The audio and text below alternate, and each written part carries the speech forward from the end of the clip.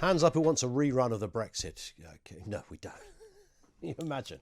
That'd be what? 3 years of campaigning, and then another 3, 4, 5 years after that of people disgruntled because they didn't much like the result. You can just see it unwinding. But it's relevant, of course, to what we learn today. What should the UK... Let me just put it like this. What should the UK's response be to the Russian report? And do we now cut all ties with Russia? 0344 499 1000.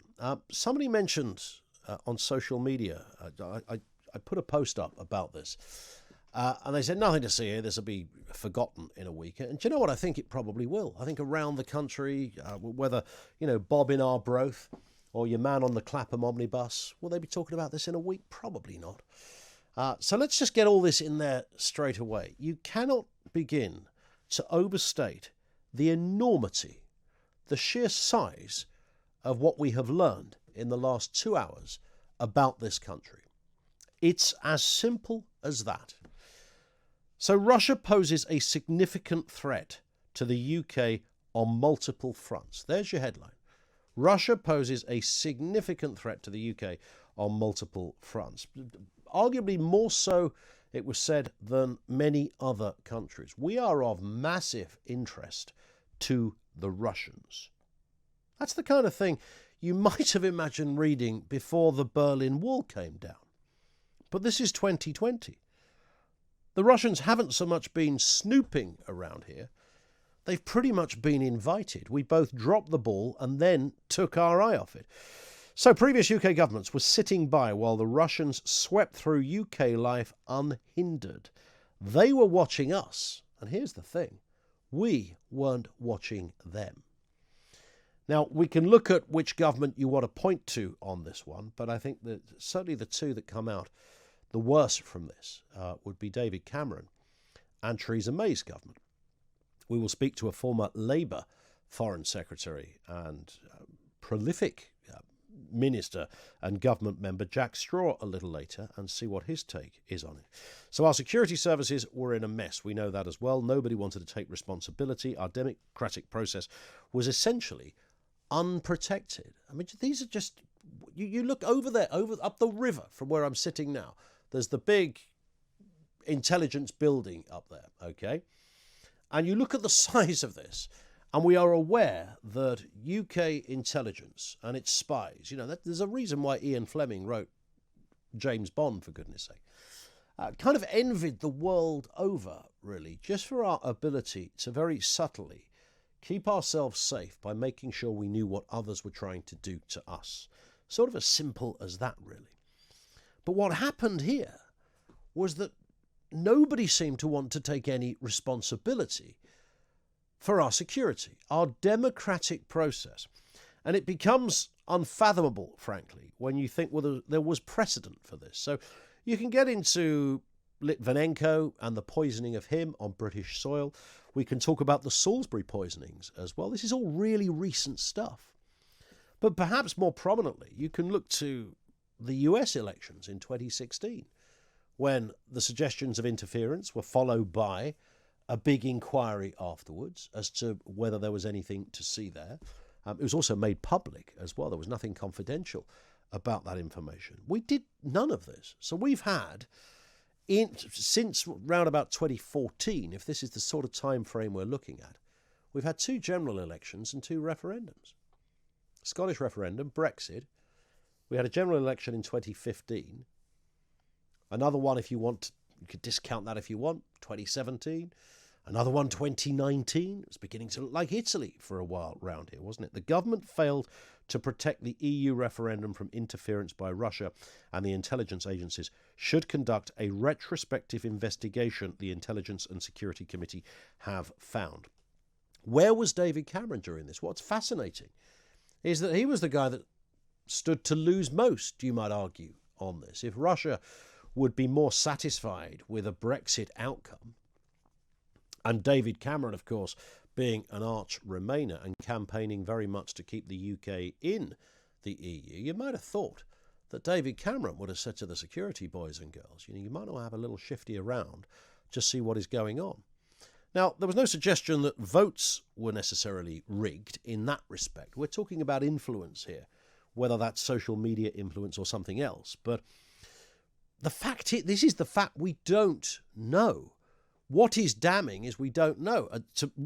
What fascinates me about the whole Russian report is there we were expecting a headline that was going to tell us what we knew about the Russian security agencies.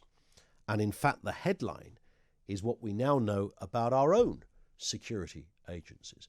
That's the damning part of this. Should you be worried? You bet your bottom dollar you should be worried about this. It also criticised the intelligence agencies for failing to assess whether Russia had interfered. The government took its eye off the ball and welcomed Russian oligarchs with open arms. It states what is now clear is that the open arms approach was in fact counterproductive in that it offered ideal mechanisms by which illicit finance could be recycled through what has been referred to as London's laundromat. This is huge stuff, and we are talking about, well, it goes on. The money was invested in extending patronage and building influence across a wide sphere of British establishments, PR firms, charities, political interests, academia, cultural institutions were all willing beneficiaries of Russian money, contributing to a reputation laundering process. Man alive, it doesn't get any more damning than this. And we sat back and let it happen. We sat back and didn't even go on a cursory fishing exercise. Now, when you've got an election coming up and you've just had, so the 2016 election, the 2016 inquiry in the States into their 2015 election, which looked in to all of this, would have been the point. You might think, well, they would say, well, hang on a sec. We've seen what's happened in the United States. We absolutely need to get our ducks in a row here. We need to be absolutely vigilant on this. We know that the Russians will stop when it comes to espionage, when it comes to trying to not so much dip their toe into the intelligence waters of another country, but have a bath and enjoy it and stay there for some time unhindered. Nobody's asking them to leave because nobody bothered to look as to whether the Russians were monkeying around in elections, the democratic process, institutions, political interests, culture, charity, PR, you name it. The Russians were there. Where were our guys? Where were our guys? What was Theresa May doing when all of this was going on? Where were the government of the day? What were the security services thinking when all of this was happening? We might as well have given the keys to number 10 to the Russians. I'm surprised they didn't have a pass to the Foreign Office. In fact, I'm sure some of them probably did. Russian influence in the UK is the new normal. And there are lots of Russians with very close links to Putin who are well integrated into UK business and the social scene and accepted because of their wealth. We've turned a blind eye because of the... And remember the debates we would do about property in the capital, for example. Regularly talked about that. And it would come up almost every time. Well, it's Russian oligarchs. Look what they're buying up. I mean, they're not buying a semi in Brentwood.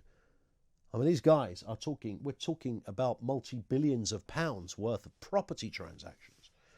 Can you imagine just pitching up in another country?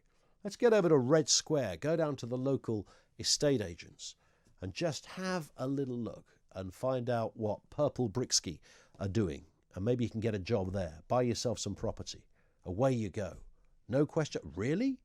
No one's going to wonder why this solitary Brit is buying up... Look, red flags, kids. You haven't got to be 007 to look at this and think something is not quite right. Something isn't sitting correctly with me here. 0344 499 1000. What should our response be now to this? What should the UK's response be? And do we now cut all ties with Russia? Is that it? Should we oligarchs clear off? Businesses close down. End of. This is seismic. It's serious. Our lot were doing nothing while the Russians were not just sneaking in and having a cursory look. They were pretty much invited